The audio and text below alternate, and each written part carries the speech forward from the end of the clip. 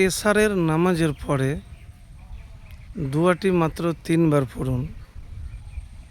ইনশাল্লাহ সকল অভাব, দুঃখ, কষ্ট দূর হবে।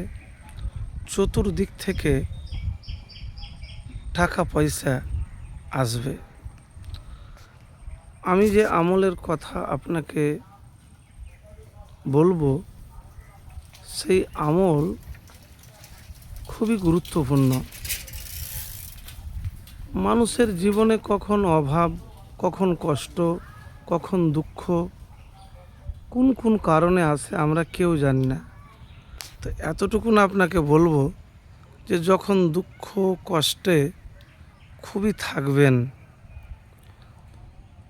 এশার নামাজ পড়া হয়ে যাবে, তারপরে তাহাজ্জুদ নামাজের পরে রাত্রে উঠে পড়বেন। পড়ার পরে এই দোয়াটি আপনি পাঠ করবেন, যে দোয়া আমি আপনাকে বলবো। তো প্রিয় ভাই, এবারে আপনি বলবেন যে আমি তো অনেক দোয়া করছি, অনেক কিছু করছি, কিন্তু আমার দোয়া কেন কবুল হয় না? তো যাই হোক, আপনি আমল করে দেখুন, ইনশাল্লাহ ফলাফল পাবেন, যদি ধৈর্য ধরে কষ্ট করে করতে পারেন। কি আমল? তাহাজ্জুদের নামাজ, তারপরে হাত উঠিয়ে দোয়া করবেন। হাত উঠিয়ে দোয়ার মধ্যে এই দোয়াটি 3 বার পড়বেন।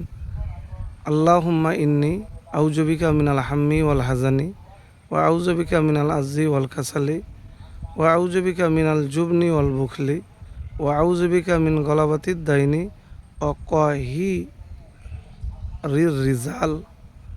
এই দোয়াটি পড়বেন। এবারে আপনি বলবেন যে এই দোয়াতে এমন কি আছে? দেখেন, এই দোয়া হাদিস থেকে যা পাওয়া যায়, এটি বুখারী এবং আবু দাউদ শরীফের হাদিস। তো একজন সাহাবী ছিলেন যার নাম ছিল আবু উমামা। নবীজি সাল্লাল্লাহু আলাইহি সাল্লাম একবার দেখলেন তাকে মসজিদে দেখার পরে তাকে জিজ্ঞেস করলেন যে তুমি কেন এই অসময়ে বসে আছো মসজিদে?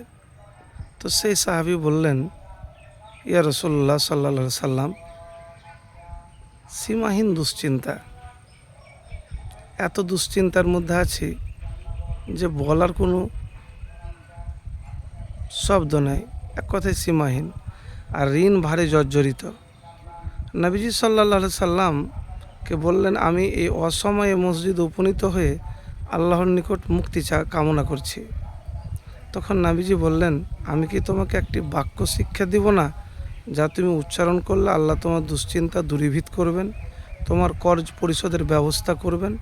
তখন সাহেব বললেন, বলেন ইয়া রাসূলুল্লাহ সাল্লাল্লাহু আলাইহি সাল্লাম। নবীজি বললেন, সকাল সন্ধ্যাতে এই রূপে বলবে, আল্লাহুম্মা ইন্নী আউযুবিকা মিনাল হাম্মি ওয়াল হাজানি ওয়া আউযুবিকা মিনাল আজ্জি ওয়াল কাসালি ওয়া আউযুবিকা মিনাল জুবনি ওয়াল বুখলি ওয়া আউযুবিকা মিন গলাবাতিদ দাইনি ওয়া কাহিরির রিজাল। ব্যাস। তো এই দোয়াটি নবীজি কখন বললেন? যে সকাল সন্ধ্যায় পড়ো।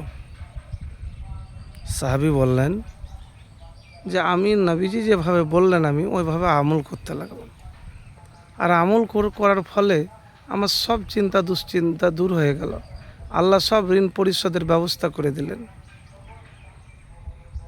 তো প্রিয় ভাই, একবার আমল করে দেখুন, ইনশাল্লাহ ফলাফল পাবেন।